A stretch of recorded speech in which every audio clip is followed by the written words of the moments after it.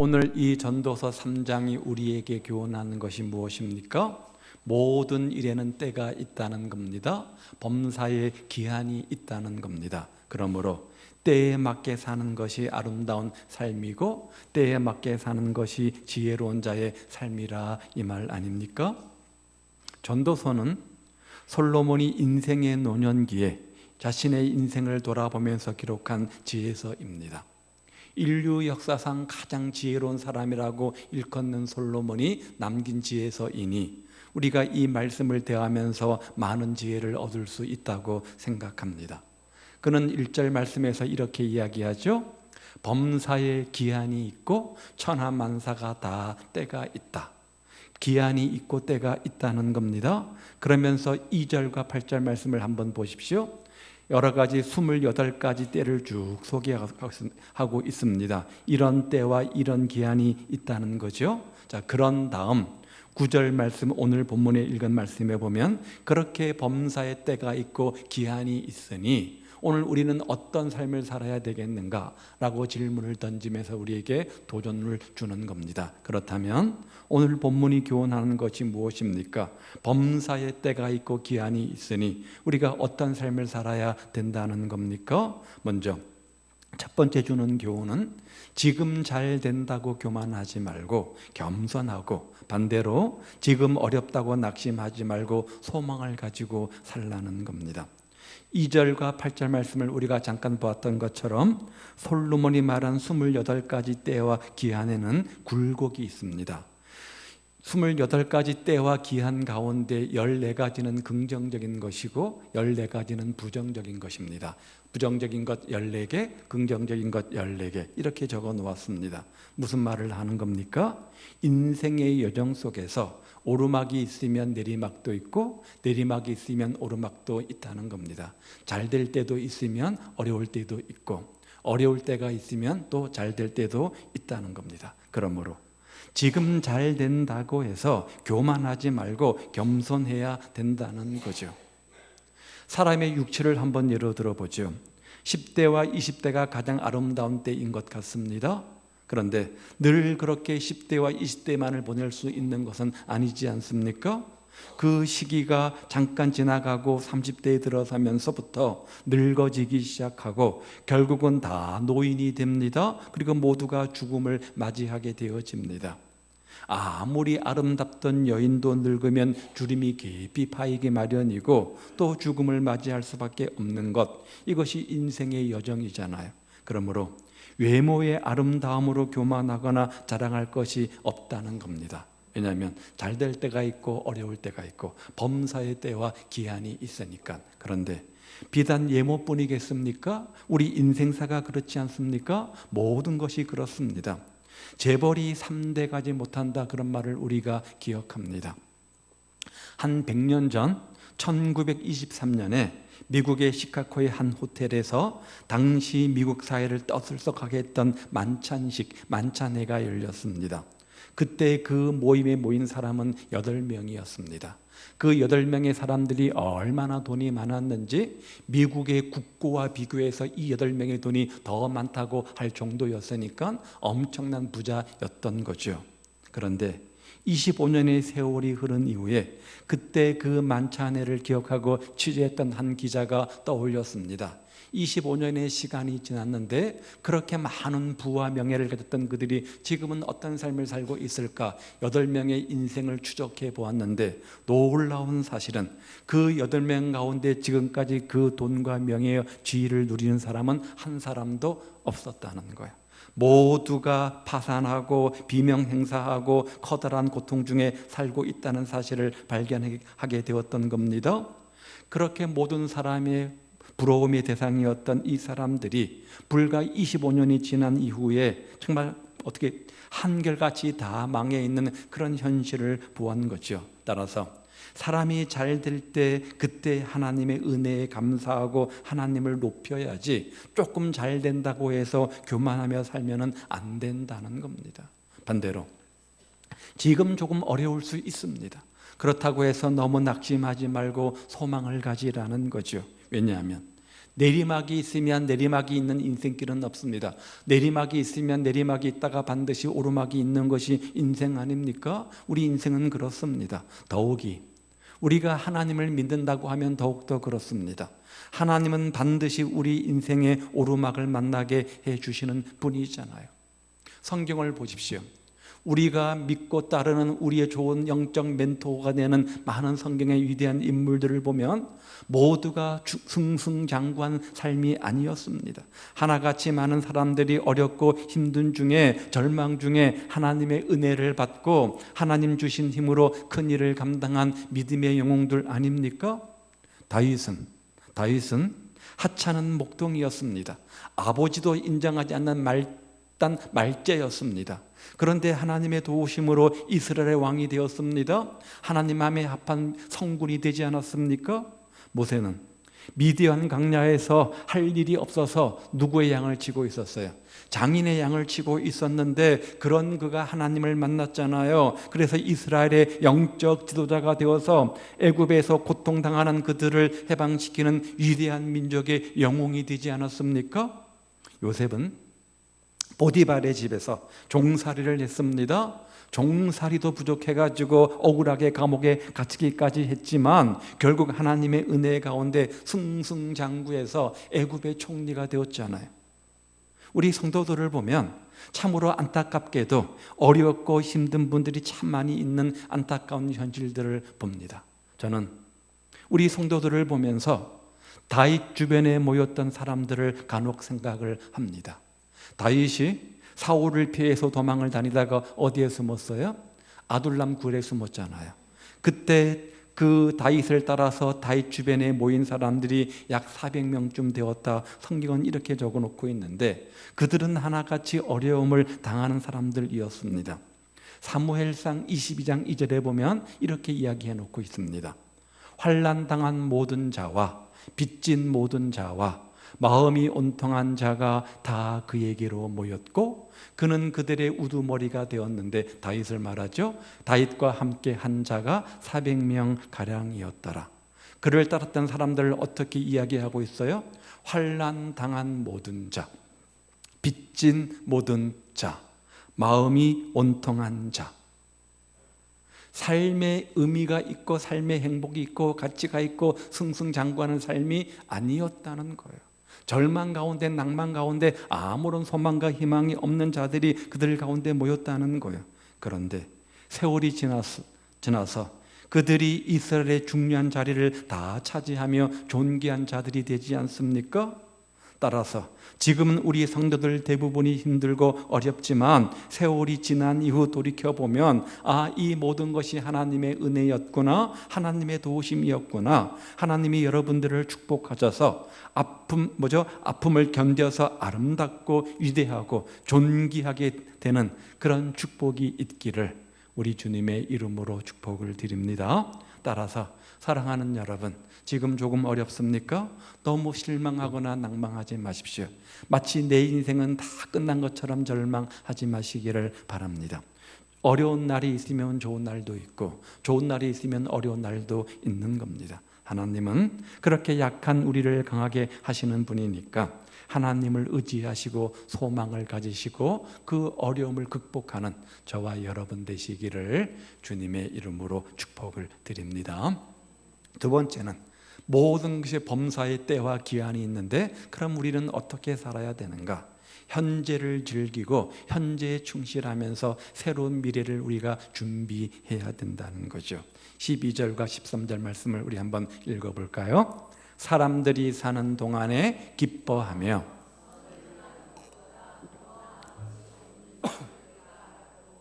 사람마다 먹고 마시는 것과 수구함으로 낙을 누리는 그것이 하나님의 선물인 줄도 또한 알았도다. 무슨 말이냐면 범사의 때와 기한이 있는데 우리가 그 때와 그 기한을 알 수가 있어요, 없어요? 잘 모르잖아요, 그렇죠? 알면 얼마나 좋겠습니까? 5년 후, 10년 후, 1년 후 내 인생 속에 어떤 일이 일어나는지 다 알고 있으면 얼마나 좋겠어요? 잘 모르잖아요. 그러니까 현재 주어진 일을 즐겁게 하고 선을 행하면서 열심히 수고하는 것이 지혜로운 자의 삶이라는 거예요. 금원 중에 스피노자가 한 말이 있죠. 내일 지구의 멸망이 올지라도 나는 오늘 한 그루의 사과나무를 심겠다. 무슨 말이에요? 무슨 말이에요? 오늘이라고 하는 현재가 어떤 형편이든 간에 그 현재 최선을 다해서 성실한 삶을 살겠다는 자신의 의지를 피력하는 말 아닙니까? 내일 어떤 일이 벌어질지라도 오늘 현재 충실해야 된다는 거죠. 오늘 현재 성실한 삶을 살아야 된다는 거죠. 지금 주어진 환경과 현실 속에서 최선을 다하는 자의 삶이어야 한다는 거죠. 내일 일은 모르는 거니까. 내일을 위해서 준비하는 것도 물론 중요합니다. 그 필요한 일이지만 현재를 즐기고 현재에 충실할 수 있는 지혜도 있어야 된다는 거예요. 내일 일은 모르는 거니까. 따라서 현재를 즐기고 현재의 성실히 최선이 충실하게 사시기를 바랍니다. 잠언 27장 1절 말씀은 이렇게 이야기해요. 너는 내일 일을 자랑하지 말라. 왜요? 하루 동안에 무슨 일이 일어날는지 너가 알 수 없다. 내일 미래 이야기하지만 좋은 거지만 오늘 어떤 일이 벌어날지 아무도 모르는 거야. 오늘이 내 인생의 마지막이 아니라고 누가 장담할 수 있습니까? 따라서 마치 오늘이 내 인생의 마지막 순간인 것처럼 최선을 다하는 자가 때와 기한을 아는 자의 삶이고 그런 사람이 지혜로운 자의 삶이라는 거예요. 톨스토이는 인생에서 가장 중요한 시간은 바로 지금 현재다. 인생에서 가장 중요한 일은 바로 지금 내가 하고 있는 일이다. 인생에서 가장 소중하고 가치 있는 사람은 지금 내가 만나고 있는 사람이다 라고 말하면서 현재를 중요하게 여겼습니다. 지금을 중요하게 여겼습니다. 저자도 모릅니다. 제목도 모릅니다. 이런 시가 하나 있는데 한번 소개합니다. 읽어볼까요? 시작. 할 일이 생각나거든 지금 하십시오. 오늘 하늘은 맑지만 내일은 구름이 보일는지 모릅니다. 어제는 이미 당신의 것이 아니니 지금 하십시오. 친절한 말 한마디가 생각나거든 지금 말하십시오. 내일은 당신의 것이 안 될지도 모릅니다. 사랑하는 사람이 언제나 곁에 있지는 않습니다. 사랑의 말이 있다면 지금 하십시오. 미소를 짓고 싶거든 지금 웃어 주십시오.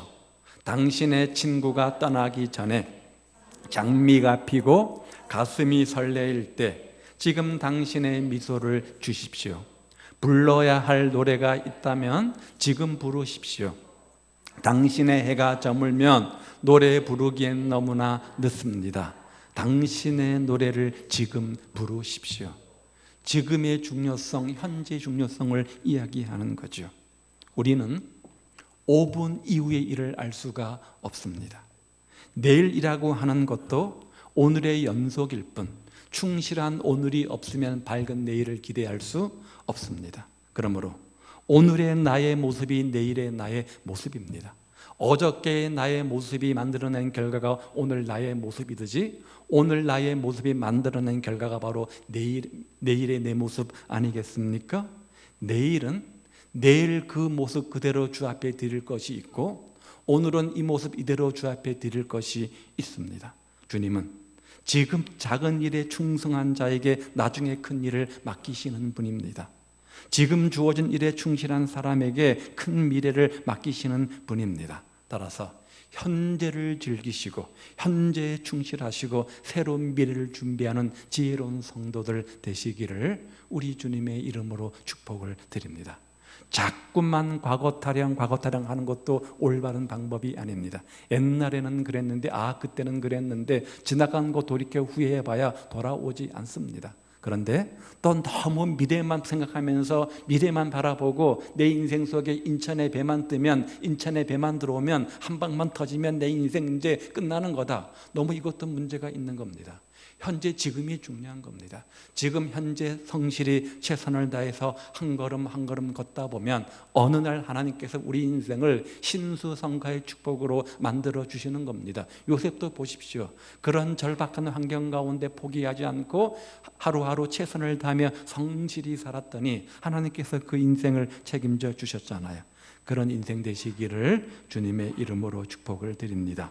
그런데 만약 지금 그런 기회가 주어지지 않았다면 어떻게 해야 됩니까? 자신을 준비하시고 때와 기회를 기다리십시오. 그러면 반드시 기회가 옵니다.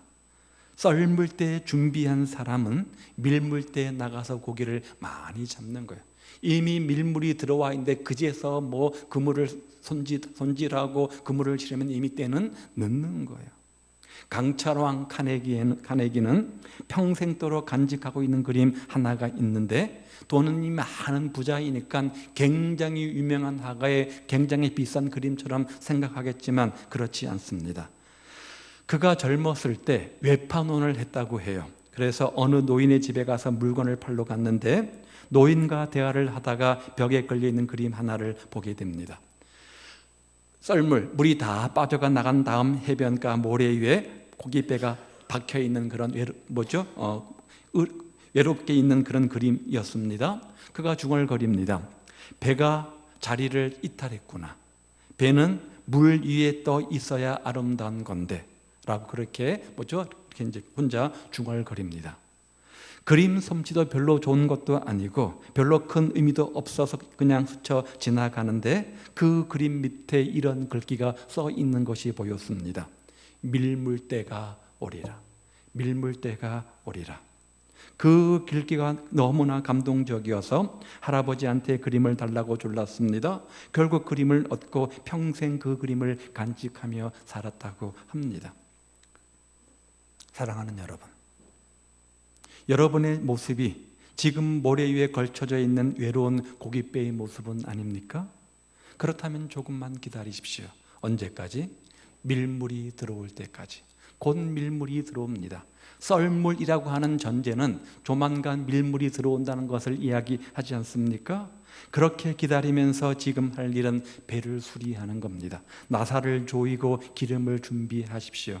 그리고 밀물이 되면 그 기회를 놓치지 말고 고기를 잡으러 나가셔서 만선의 축복의 주인공들 되시기를 바랍니다.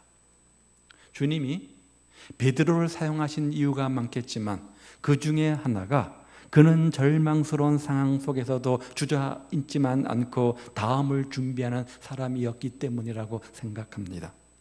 누가복음 5장에 보면 처음 베드로가 주님을 만나는 장면을 소개합니다. 베드로는 밤이 맞도록 그물을 던졌지만 한 마리의 고기도 잡지를 못합니다. 베테랑 어부 베드로가 밤이 맞도록 그물을 던졌습니다. 한 마리의 고기도 잡지 못했습니다. 물고기 잡는 일에 실패한 거죠. 그런데 베드로가 주님을 만났을 때는 어떤 상황인가? 베드로는 뭐 하고 있었어요? 그물을 수리하고 있었어요. 그물을 수리하고 있었어요. 왜요? 내일 다시 바다에 나가서 그물을 던져야 하니까 밤이 맞도록 고기를 못 잡아가지고 얼마나 몸이 천근만근 무거웠겠습니까? 얼마나 마음이 절망적인 상태였겠습니까? 그럼에도 불구하고 새로운 내일을 준비하며 새로운 미래를 준비하기 위해서 그 몸을 이끌고 그물을 손질하고 있었어요. 기회는 누구에게나 옵니다. 기회는 누구에게나 옵니다. 그런데 그 기회는 준비된 자의 것입니다. 따라서 실력을 우리가 키워야 돼요. 기회가 왔을 때 그래야 그것을 놓치지 않고 내 것으로 만들 수가 있습니다. 피아노를 치는 사람이 도레미파솔라시도 이런 계명밖에 못 치는 사람 앞에 세종문화회관을 공짜로 빌려줘도 예술의 전당을 공짜로 빌려줘도 아무 유익한 것이 되지 못합니다. 왜요? 실력이 없으니까. 그것을 감당할 만한 실력이 없으니까 그런 장소가 대관이 된다고 해도 아무 의미가 없는 겁니다. 하나님은 골리앗을 쓰러뜨리는데 누구를 사용하셨습니까? 다윗을 사용하셨습니다. 어떤 다윗입니까? 물맷돌 던지는데 탁월한 실력을 가진 다윗을 사용하셨습니다. 다윗이 이 물맷돌을 던지는데 수도 없이 많은 연습을 했을 겁니다. 최고의 전문가였던 거예요. 율법을 주실 때는 애굽의 학문에 탁월한 지식을 가졌던 모세를 사용하셨습니다. 이방인의 선교를 위해서는 이방 언어가 필요했습니다. 그 언어와 실력을 갖춘 바울을 사용하셨습니다. 사랑하는 여러분, 오늘 여러분 각자에게 하나님이 주신 꿈이 있습니까? 그 꿈을 발견하셨습니까? 그렇다면 그 꿈에 맞는 실력을 준비하십시오. 기회를 기다리십시오. 그래야 하나님께서 그 일에 여러분을 사용하실 겁니다. 현재를 즐기고 현질에 최선을 다하면서 새로운 미래를 준비하는 자가 바로 때와 기한을 아는 사람이고 지혜로운 성도의 삶이라는 거예요. 세 번째는 하나님의 섭리를 믿으시기 바랍니다. 우리는 하나님의 계획과 하나님의 일과 하나님의 생각을 우리가 예측하거나 측량할 수가 없습니다. 단지 아는 막연한 것은 하나님은 좋으신 분이니까 모든 것 가운데 최선으로 인도하실 거야, 이 사실을 믿습니다. 이것을 우리는 섭리라고 말합니다. 11절은 뭐라고 말합니까? 하나님이 모든 좋은 것을 지으시되 아름답게 하시되 어떻게 해요? 때를 따라서 하나님의 섭리 가운데 하나님의 생각과 계획과 방법대로 하셨다는 거예요. 우리는 세상을 살아가면서 원치 않는 어려움도 당합니다. 생각지 않는 고통도 당합니다. 괴로울 때도 있습니다. 하지만 그런 상황 속에서도 하나님의 섭리를 믿는다고 한다면, 하나님의 인도하심을 믿는다고 한다면 어려울 때만, 좋을 때만 감사하는 것이 아니라 어려울 때도 감사하며 하나님의 섭리를 기대하지 않겠습니까? 로마서 8장 28절 말씀처럼 모든 것을 합력하여 선을 이루신 하나님의 섭리를 믿게 되어질 겁니다. 인생에는, 세상에는 낮도 있지만 밤도 있습니다. 낮도 있지만 밤도 있습니다. 밤이라고 다 나쁜 것은 아닙니다. 여러분, 밤이 없으면 인생은 고달프잖아요. 밤이 있으니까 잠을 자는 거고, 밤이 있으니까 휴식을 취하는 거고, 밤이 있으니까 육체가 재충전을 하고 다시 달려갈 수 있는 것 아닙니까? 늘 낮만 있다고 한다면 일만 해야 되니까 얼마나 피곤하고 힘들겠어요. 얼마나 단조로운 인생입니까? 저는 봄을 개인적으로 좋아합니다. 봄을 좋아합니다. 여름은 너무 덥고 겨울은 너무 춥고 가을은 조금 기분이 좀 을씨년스럽고 봄을 참 좋아합니다. 그런데 사계절 가운데 봄만 있다고 생각해 보십시오. 여름이 없고 가을이 없고 겨울이 없다고 생각해 보십시오. 곡식은 어떻게 키울 겁니까? 저 사계절이 없고 한 계절만 있는 나라의 사람들의 말을 들어보면 인생이 참 우울하다고 해요. 참 단조롭다고 해요. 사계절이 있으니까 우리나라는 살맛 나는 나라인 거고요, 낮과 밤이 있으니까 좋은 거예요. 마찬가지로 우리 인생은 그렇습니다. 봄도 있고 여름도 있고 가을도 있고 겨울도 있고 낮도 있고 밤도 있는 것, 이 모든 것이 인생 아닙니까? 그런데 그 모든 일들은 어쩌다 우연히 일어나는 것이 아니라 뭐라고요? 때를 따라 하나님의 섭리 가운데 그렇게 하셨다는 거예요. 우리 인생에 좋은 일과 좋지 않는 모든 일들 반복해서 일어나는 것, 하나님의 섭리라는 거죠. 하나님의 섭리 가운데 숨은 의도가 있어서 오늘 나에게 이런 어려움과 근심거리를 주시는구나, 어떤 의도가 있을까 찾고 잘 이겨내면 또 좋은 날들을 주시는 거예요. 캄캄한 한밤중이 있으면 반드시 쨍하고 해뜰 날이 돌아오는 거예요. 새벽 미명이 가장 어둡잖아요. 가장 춥잖아요. 새벽 기도를 끝나고 돌아가는 6시 반쯤 되면 가장 춥고 어두운 시간입니다. 무엇을 전제하는 겁니까? 아침, 태양을 전제하는 거예요. 그래야 밝은 내일이 오는 거예요. 찬란한 햇빛이 있는 거예요. 모든 일들 가운데 하나님의 섭리가 있음을 믿으십시오. 마지막 네 번째는 하나님을 경외하는 삶을 사시기를 바랍니다. 14절이 그것을 이야기하죠. 그런데 경외란 말을 쓰니까 잘 이해가 안 되는데 말을 좀 바꿔보죠. 신뢰란 말을 한번 집어넣어 보십시오. 의지란 말을 집어넣어 보시기 바랍니다. 매사의 모든 일에 하나님을 신뢰하고 의지하는 삶, 바로 경외란 뜻입니다. 그러면 왜 그렇게 해야 되는가? 오늘 본문은 몇 가지 우리에게 그 이유를 말하는데, 첫 번째 이유는 11절 말씀에 보면 한번 넘겨보세요. 우리가 때를 잘 알지 못하기 때문에 하나님을 의지하고 신뢰해야 된다는 거죠.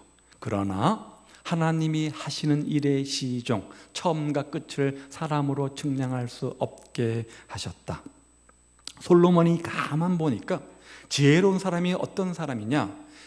때와 장소와 여러 가지 잘 분별하는 사람이 바로 지혜로운 사람인 거예요. 반대로 어리석은 사람이 어떤 사람인가? 때와 기한을 잘 몰라서 때를 맞추지 못하는 사람인 거예요.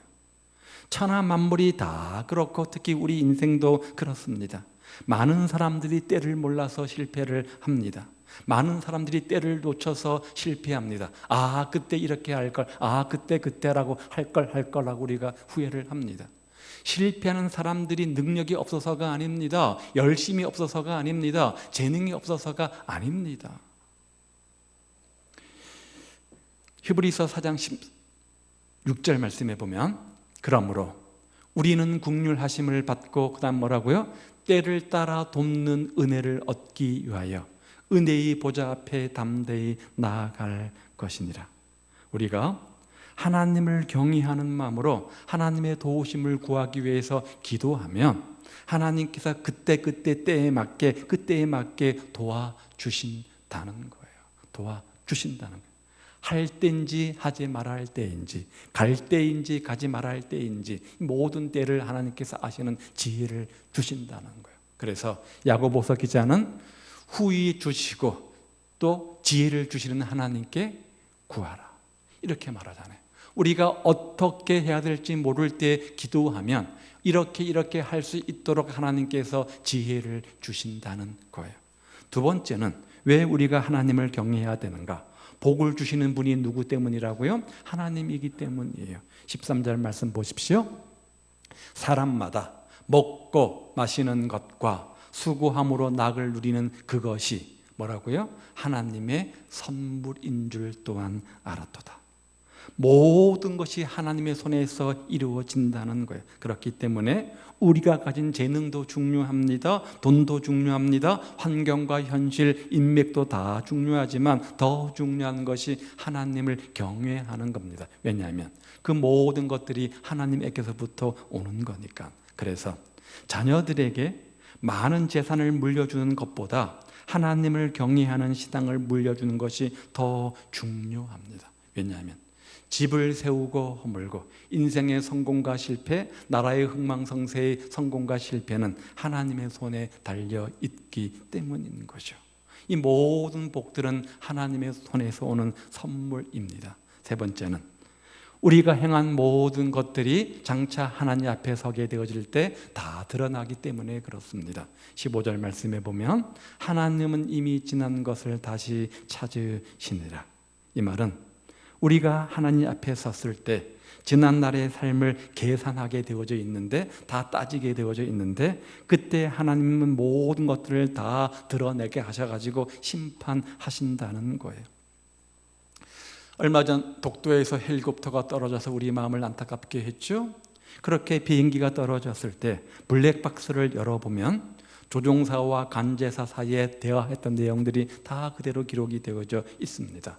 어떻게 비행을 했고 어떤 고도로 날고 있었고 어떤 문제가 생겨서 어떻게 되었는지 정확한 내용들이 다 그 안에 기록되어져 있다는 거죠. 마찬가지로 우리가 산 인생도 주님 앞에 가게 되어지면 블랙박스를 열듯이 우리의 일거수일투족을 다 주님께서 열어놓으십니다. 다 기억나게 하시고 다 보여주신다는 거예요.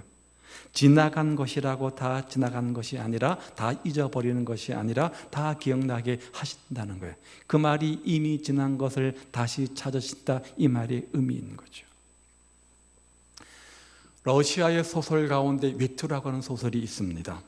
아름다운 외투 한 벌을 얻기 위해서 살아가는 노인의 이야기입니다. 이 노인의 삶의 유일한 목적은 아름다운 외투 한 벌을 입는 겁니다. 그래서 그 외투를 사기 위해서 어떻게 합니까? 안 쓰고 안 먹고 모으고 또 모아서 바람대로 아름다운 외투 한 벌을 샀습니다. 흥분된 마음으로 집으로 돌아가는 중에 그만 강도를 만나서 빼앗겨 버리고 맙니다. 살아갈 의미도 없어요. 그것 때문에 지금까지 버텨왔는데 그것을 잃어버렸으니까 삶의 의미가 없는 거예요. 삶의 목표도 없는 거예요. 무서운 절망감이 그 마음을 찾아옵니다. 그래서 서서히 죽어가는 한 노인의 이야기를 기록한 것이 바로 외투란 소설인데요. 고작 외투 한 벌, 고작 외투 한 벌, 그것이 인생의 목적이요 인생의 가치요 의미였다는 거죠. 히브리서 9장 27절 말씀을 봅니다. 한 번 죽는 것은 사람에게 정해진 것이요 그 후에는 심판이 있으리니. 이 말씀처럼 사람은 반드시 죽습니다. 반드시 죽게 되어져 있습니다. 그러면 죽음은 끝인가? 죽음 후에는 뭐가 있다고요? 반드시 심판이 있다는 거예요. 하나님의 심판대에 서서 선악간의 행실대로 심판을 받게 된다는 거예요. 그런데 외투 한 벌이 인생을 살아가는 전부요, 삶의 목표요, 삶의 우선순위였다면 그가 어떻게 하나님의 심판을 면할 수 있겠어요? 이 노인의 이야기는 우리들의 이야기 아닙니까? 비록 우리가 외투는 아니지만 하나님 보실 때 그 노인의 외투와 비슷한 것들의 인생의 의미와 목표를 두고 살아가는 사람들이 얼마나 많이 있는지 몰라요. 만약 그렇다면 우리 인생을 수정해야 됩니다. 우리 인생을 수정해야 됩니다. 썩어 없어질 것에 소망을 두지 마시고 참되고 영원한 가치 있는 곳에 여러분 소망을 두시기를 바랍니다. 이 세상에 여러분의 삶의 의미를 두지 마시고 저 하나님 나라의 삶의 의미를 두십시오. 이곳에 투자하지 마시고 하늘나라에 투자하는 지혜로운 성도들이 되시기를 바랍니다. 주님은 우리가 주님 품에 안기는 그날 주님의 심판대 앞에서 우리의 선악간의 행실대로 그것을 물으실 것입니다. 모든 일에는 때가 있습니다. 범사에 때가 있고 기한이 있습니다. 그래서 어떻게 하라는 겁니까? 지금 잘 된다고 교만하지 말고 겸손하고, 반대로 지금 어렵다고 너무 기죽지 말고 낙심하지 말고 좋은 날이 있을 거야 소망을 가지고 살아가시기를 바랍니다. 지금 현재 주어진 삶의 현장 속에서 성실히 최선을 다하는 자의 삶이 되시고 또 새로운 미래를 지금 준비하는 지혜로운 성도들이 되시기를 바랍니다. 특별히 연말을 앞두고 우리 마음이 그럴 겁니다. 한 해를 마무리하는 시점 속에서 지나간 것은 과거일 뿐 너무 과거에 얽매이지 말고 새로운 미래를 준비하되 현실에 충실히 새로운 미래를 준비하십시오. 또한 이 모든 것들이 하나님의 섭리 가운데 있었음을 믿고 하나님을 신뢰하고 하나님을 의지하고 경외하는 자의 삶이 되셔서 마침내 반드시의 축복의 주인공들 다 되시기를 우리 주님의 이름으로 축복을 드립니다. 기도하겠습니다. 오늘 본문이 교훈하는 것처럼 범사의 모든 것이 때와 기한이 있다고 하는데 하나님의 섭리를 믿고 하나님을 경외하면서 주어진 삶의 현장 속에 최선을 다하며 새로운 미래를 준비하는 지혜로운 성도들의 삶이 되게 하옵소서. 우리 함께 기도하겠습니다.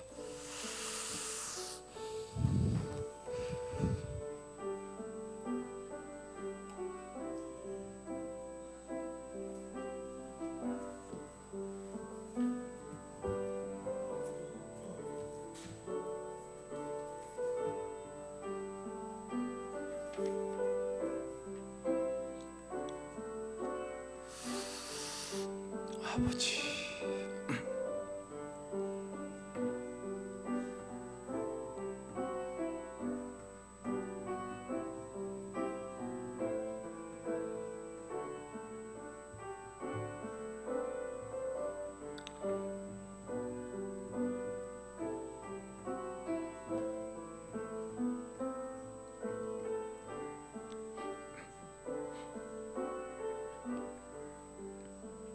하나님 아버지, 범사의 때와 기한이 있음을 믿고